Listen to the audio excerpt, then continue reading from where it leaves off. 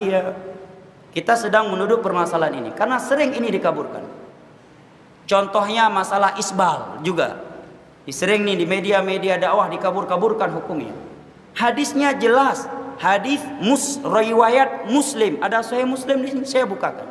Dari sahabat Abu Hurairah. Jelas, gamblang, tegas bunyi hadisnya. Bagaimana bunyinya? Ma asfala minal ka'baini fa finnar. Pakaian lelaki yang di bawah mata kaki neraka tempatnya. Lu semua di dalam neraka. Saya tidak memvonis manusia, saya menyampaikan hadis Nabi. Hadis riwayat Muslim dari sahabat Abu Hurairah. Bahkan dalam hadis Abdullah bin Umar dalam Sahih Bukhari dan Muslim, Nabi menyebutkan thalathatun la yukallimuhullah yaumal qiyamah wa la yuzakkihim wa la yanzuru ilaihim wa lahum adzabun alim. 3 manusia di hari kiamat tidak diajak bicara oleh Allah, tidak dilihat, tidak disucikan, dan bagi azab yang pedih. Nabi sebutkan dari 3 golongan. Al-musbil, yang isbal pakaiannya dari laki-laki. Datang sebagian dai kondang mengkaburkan hukumnya. Kalau dia tidak melakukannya tapi diterangkan hukum sebagaimana garis, silakan. Beda mungkin. Tapi ini dikabur. Kalau nggak sombong nggak apa-apa. Masya Allah. Udah jelas-jelas hadisnya riwayat Muslim dari Abu Hurairah. Bukhari Muslim Abdullah bin Umar. Nabi nggak merinci, kalau nggak sombong nggak apa-apa. Umum bunyinya. Ya kan? Jelas, gamblang, tegas bahasa Nabi. Bahkan di sana ada riwayat dari Tirmidzi dalam Sunan Tirmidzi dan Abu Daud, bunyinya fa innal isbala minal makhilah. Sesungguhnya isbal itu sendiri adalah bentuk kesombongan, kata Nabi. Nggak apa-apa kalau nggak sombong. Kenapa? Karena dia isbal. Ya. Akhirnya cari-cari dalil, dapat hadis Abu Bakar bahwa Nabi menyatakan ketika Abu Bakar, ya Rasulullah, ya sarungku isbal. Nabi menyatakan kamu bukan orang yang termasuk orang yang sombong. Masya Allah. Padahal kalau jujur disampaikan hadisnya, bunyi hadisnya jelas. Abu Bakar menyatakan, ya Rasulullah, ini teks hadisnya. Ya Rasulullah, inna izari yastarkhi. Itu bunyi hadisnya. Wahai Rasulullah, sarungku melorot. Apa arti melorot? Berarti apa? Sebelumnya di atas apa di bawah?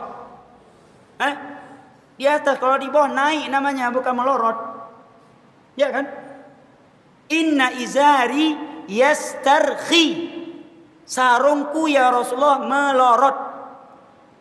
Kemudian Nabi menyatakan, kamu bukan termasuk orang yang sombong.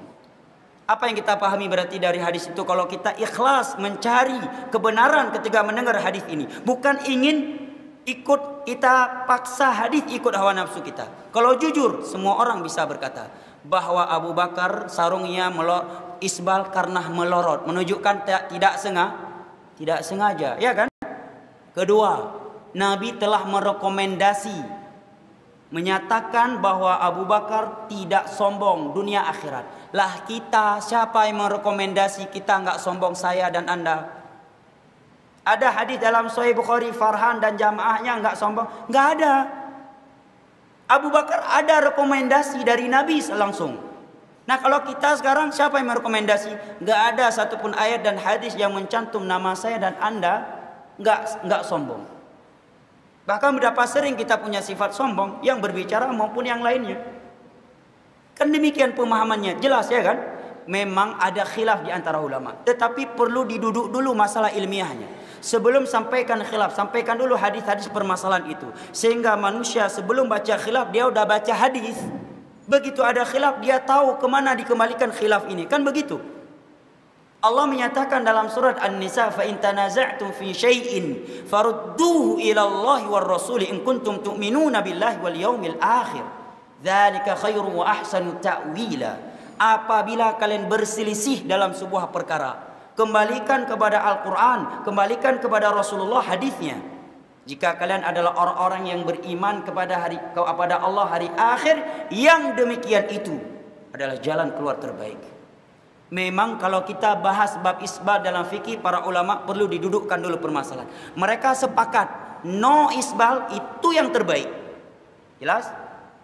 Yang kedua, mereka sepakat Kalau isbal dengan tujuan sombong, gaya, mereka sepakat haram. Yang ketiga nih yang baru khilaf. Kalau nggak ada sombong. 3 pendapat dalam masalah yang ketiga ini. Pertama menyatakan mubah. Yang kedua menyatakan makruh. Makruh jumhur, pendapat mayoritas ulama.